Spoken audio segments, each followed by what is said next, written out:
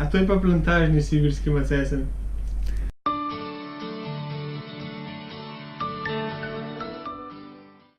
Došli spet oddaje Vprašaj svojega mizarja, z nami je mizar Jaka. Juhu, živijo.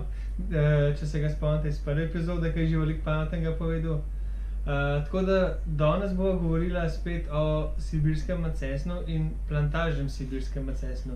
Tako je. Tako da kakšna je razlika in zakaj se sploh pojavljata oba? Ja, se pravi, na trgu se zadnje čase pojavlja tudi plantažni sibirski macesen, ampak pri nakupu ljudje dejansko niso informirani o poreklu materiala. Dostikrat se zgodi, da zaradi nižje cene ljudje kupijo sibirski macesen, ki je rastel v toplejših krajih in ni rastel dejansko v Sibiriji, ampak ponavadi je glavni razlog za to nižja cena. Razlika se pa vidi šele čez 10 let ali dlje, ko plantažni macesen hitreje truhni kot tista prav sibirski macesen. In kakšna je zdaj ta razlika v ceni? Tako, je to ful, malo? Dejansko je lahko od 50 do 100% dražje, se pravi v škodo ta pravega sibirskega macesna, ampak jaz osebno sem mnenja, da je ta prav sibirski macesen na dolgi rok cenejši, ker zdrži pač toliko dlje.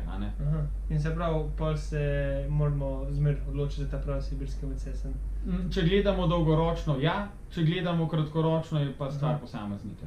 Ok, super. Kaj je tisto, ki ga naredi boljšega? Glavni razlog je gostota lesa, gostota letnic v lesu. V hladnejših krajih, kot raste drevo, bolj je obstojen, zato ker je njegova struktura gostejša in to se vidi po številu letnic. Vsaka letnica nastane v svojem letnem času in se pravi zimski les, letni les naredita razliko v barvi in to se imenuje letnica.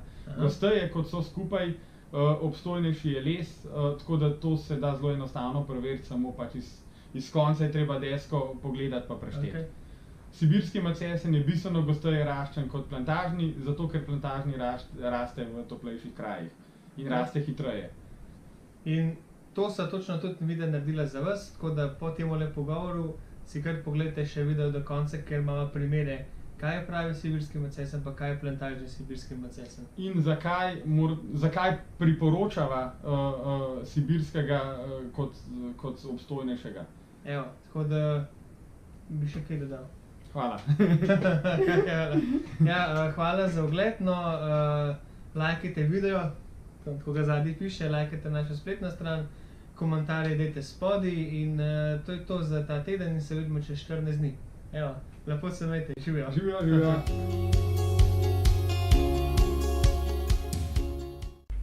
Ta material je ta prav sibirski macesen.